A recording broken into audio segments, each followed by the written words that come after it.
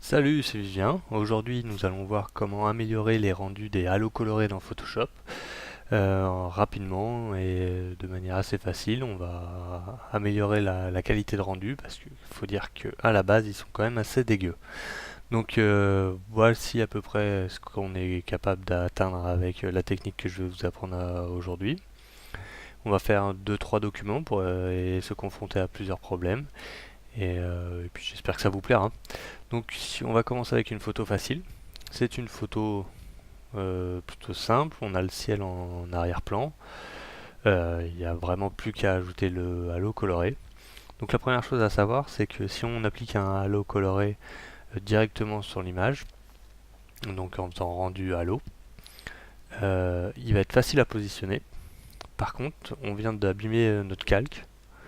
Donc si on veut le déplacer ou faire quelque chose, on peut pas, on est bloqué. On vient un peu de détruire notre calque en fait. Donc la première chose à savoir et à faire, c'est de créer un calque et le remplir de gris. Donc pour remplir, c'est Shift F5. Donc on le remplit de 50% gris et on le passe en incrustation. En incrustation, en fait, tout ce qui est gris à 50% va devenir invisible. On aurait pu faire un calque noir et le passer en produit, non pardon, en superposition, ou alors faire un calque blanc et le passer en produit. Mais, euh, mais il est conseillé, que je conseille vivement quand même de le faire en gris avec une incrustation, ce qui va permettre plein d'autres techniques que l'on pourra voir dans d'autres de mes tutoriaux. Donc avec ce calque gris que l'on vient de créer et qui est donc invisible maintenant, nous allons créer le halo sur ce calque. Donc on clique bien sur ce calque là, nous allons dans rendu halo. On essaye de le positionner à peu près là où ça nous semble bon. On règle la luminosité. Vaut mieux le régler un peu fort, quitte à diminuer un peu l'opacité après. Donc comme ceci. Et donc là, on se retrouve avec un halo coloré nickel qui marche plutôt pas mal dès le début. Donc, si je réduis un peu, voilà. Après, on peut le déplacer et le mettre où on souhaite. Donc là, la photo s'y prête bien. Ça rend presque pas mal. On est plutôt content. Là, on a une petite démarcation, on voit sur le côté. On peut toujours y revenir avec la gomme, avec une gomme très grosse, comme ceci, avec une dureté très légère. Et hop, voilà, ça va disparaître très vite. Comme ça, on n'a plus de démarcation nette. Et on a créé un halo coloré à peu près correct. Donc là, c'était facile, ça marche bien. On a le ciel, on a le soleil bien en face de nous qui tapait bien, donc c'était facile à régler. Mais par exemple, sur ces photos, si je veux rajouter un halo coloré ou une lumière parasite, si on est dans After, euh, et ben si on emploie la même technique, c'est-à-dire que l'on fait image, que l'on remplit de gris 50%, qu'on passe en incrustation et que l'on crée un halo, donc rendu halo, euh, voilà, déjà d'une, on n'a pas de source de lumière sur lequel le raccorder, et de deux, la couleur est pas du tout dans les tons de la photo. Donc ça fait faux et c'est moche. Donc la première chose à faire quand on a une photo comme ça où il n'y a pas de source de lumière, ben, c'est d'en créer une. Donc ça c'est plutôt simple, il suffit de prendre une grosse brosse avec une dureté à zéro et de créer et de le mettre en blanc. Voilà. On peut changer l'opacité, je la laisse à 100% ici. Là.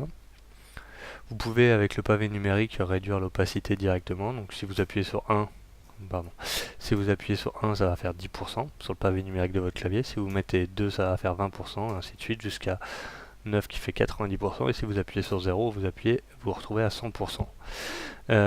Donc là, on a créé une première lumière. En fait, ce qu'on essaie de recréer là, c'est un soleil. Évidemment, là, ça fait un peu faux, donc on va l'atténuer avec un flou gaussien pour créer une première zone de lumière, comme ceci. On va revenir par-dessus, recréer une source de lumière un peu plus forte, comme ceci, que l'on va créer, qu'on va encore atténuer avec un flou gaussien. Le flou gaussien c'est pas le plus joli mais c'est le plus rapide à utiliser, donc c'est plutôt pas mal. Là je l'ai un peu trop fait proche du bord, donc je vais juste revenir en arrière pour le refaire un peu plus à l'intérieur de la photo, plus par ici. On va l'atténuer avec le flou gaussien comme on a fait avant. Voilà. Ici on va en recréer un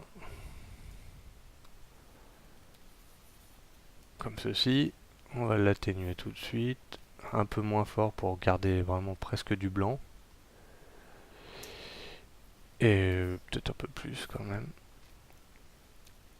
pour pas avoir une démarcation forte à ce niveau-là, pour essayer d'avoir un truc qui se fait assez, quoi, du blanc, quand ça passe du blanc au bleu de manière assez naturelle, comme un dégradé. Ici, je vais peut-être repasser un coup de blanc, mais je vais passer en opacité 4, ici, 40, donc j'appuie sur 4 sur mon clavier numérique, je me retrouve en opacité 40. Donc voilà, on a quelque chose qui ressemble un peu à un soleil. Vous allez me dire que c'est quand même très blanc pour du soleil, donc là-dessus on va fusionner ces deux calques et on va appliquer une courbe dessus. Donc maintenant Alt, j'applique le calque d'effet directement au calque 2, qui est mon soleil. Et donc je vais lui rajouter, je vais le réchauffer un petit peu. Je vais réchauffer un peu les blancs. Donc ici c'est les noirs, ici c'est les gris, et ici c'est les blancs. Donc si je le réchauffe, non je me trompe, voilà, si je le réchauffe un peu comme ça, et que j'enlève du vert et un peu de bleu, il va rester plus que du rouge. Et on va se retrouver sur quelque chose d'un peu plus chaud. Ceci qui fera un peu plus soleil. Donc nous avons créé notre source de lumière. Là on va pouvoir appliquer notre halo coloré. Donc on a créé un nouveau calque que l'on remplit de gris, que l'on passe en incrustation. Et donc là on va aller appliquer notre filtre halo.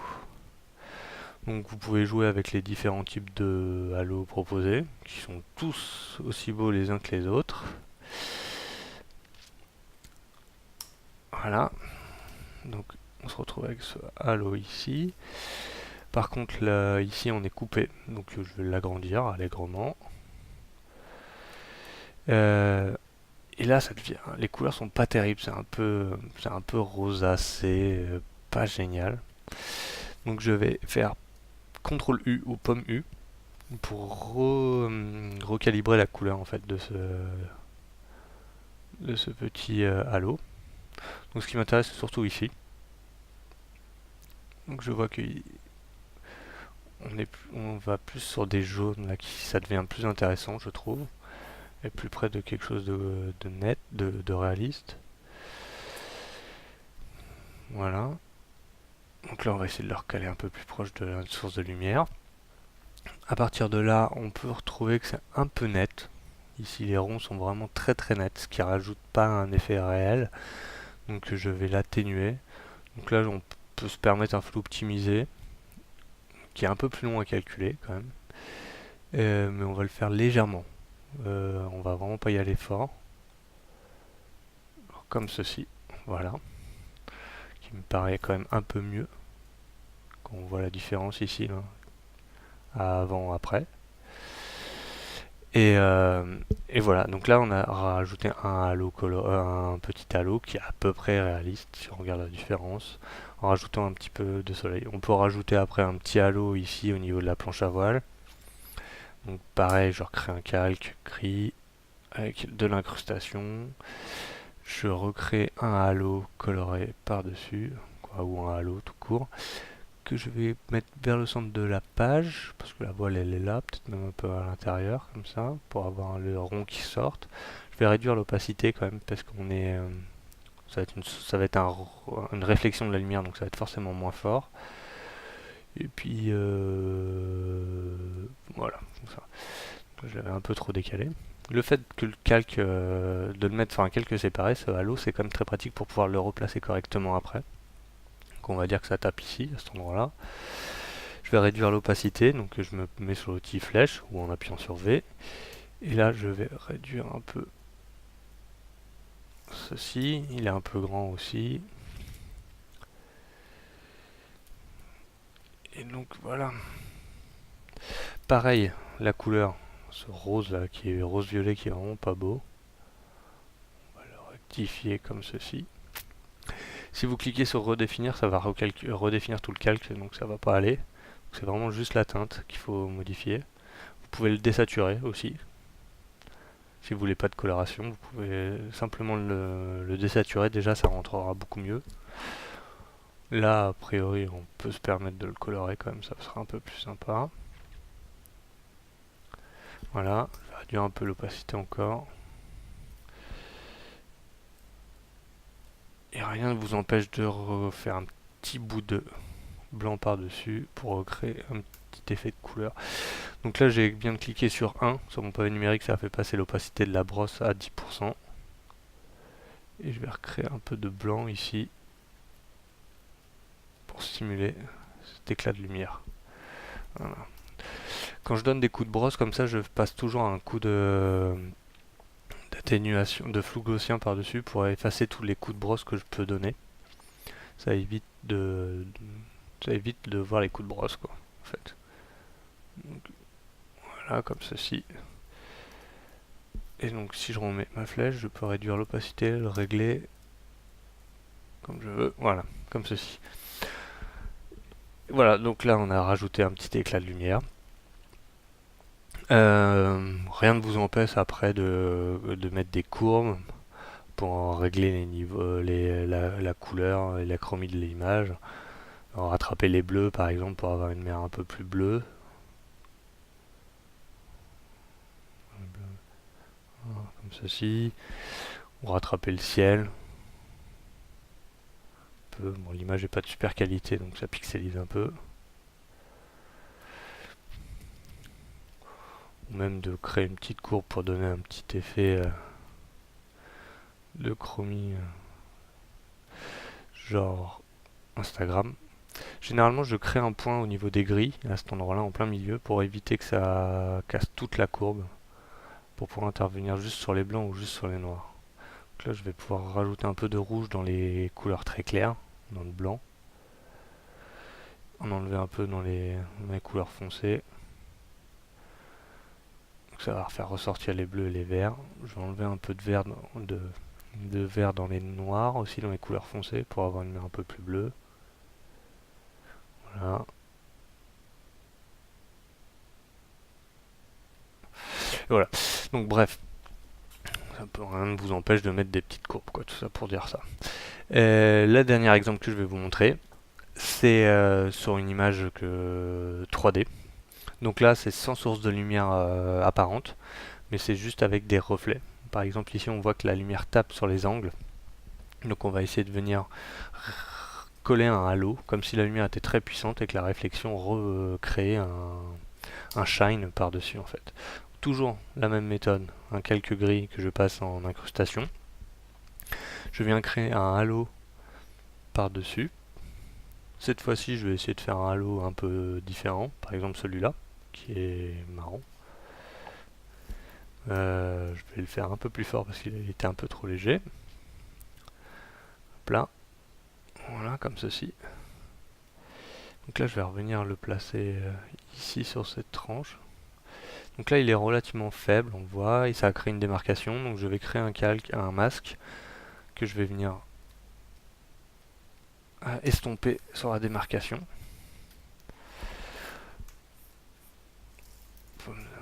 Voilà. Donc là, je joue avec l'opacité des brosses. On voit ici, je passais de 40. Là, je repasse à 10 pour faire bien, récupérer bien les contours. Et voilà. Donc là, il n'est pas très fort. Je vais peut-être le cumuler avec un autre pour donner un petit effet. Je vais rajouter aussi, et on verra ça après, je vais commencer par rajouter un petit peu de blanc ici pour accentuer l'effet de réflexion. La brosse est peut-être un peu grosse. Donc j'essaie de suivre un peu quand même la trajectoire de la courbe, là, de la tranche. Ici ça déborde un petit peu, je vais venir le gommer un petit peu, voilà. Et toujours, quand je me sers de la brosse, mettre un petit coup de flou gaussien, ça évite de voir les coups de brosse en fait. Voilà. Donc là, on a créé déjà un petit reflet qui est sympathique. On va venir, donc on avait dit rajouter un autre. Donc Shift F5, 50% de gris en incrustation. Voilà. Et filtre flou gaussien, pardon, halo. On va essayer un autre, celui-là par exemple, que l'on va décaler un peu plus par là par exemple. Voilà, on va dire que ça vient sur cet endroit-là. Donc sur ce calque où j'ai rajouté un peu de blanc, je vais m'en servir pour remettre un petit peu de blanc ici aussi. Je vais rétrécir un peu la brosse qui est un peu grosse. Peut-être la grossir finalement. Je passe en opacité 1 avec mon pavé numérique, quoi en opacité 10. Voilà. J'ai un peu débordé, hein, c'est pas grave. Je vais rétrécir ça, voilà. Avec la gomme, je vais venir affiner quand même un peu tout ça.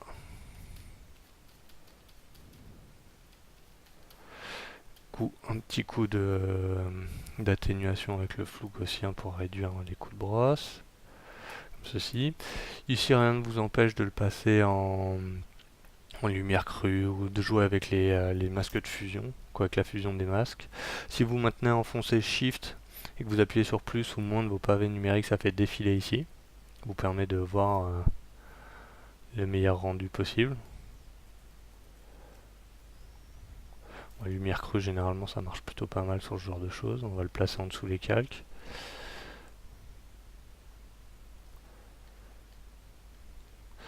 Bon, bah ça sera lumière tamisée finalement. Et donc le dernier calque halo coloré que l'on a créé, c'est celui-là. Il est un peu rouge ici, moi ça me plaît pas trop parce que l'image est plutôt grise. Je pense que ça peut être sympa si si ça va sur des bleus. Donc pareil, je vais revenir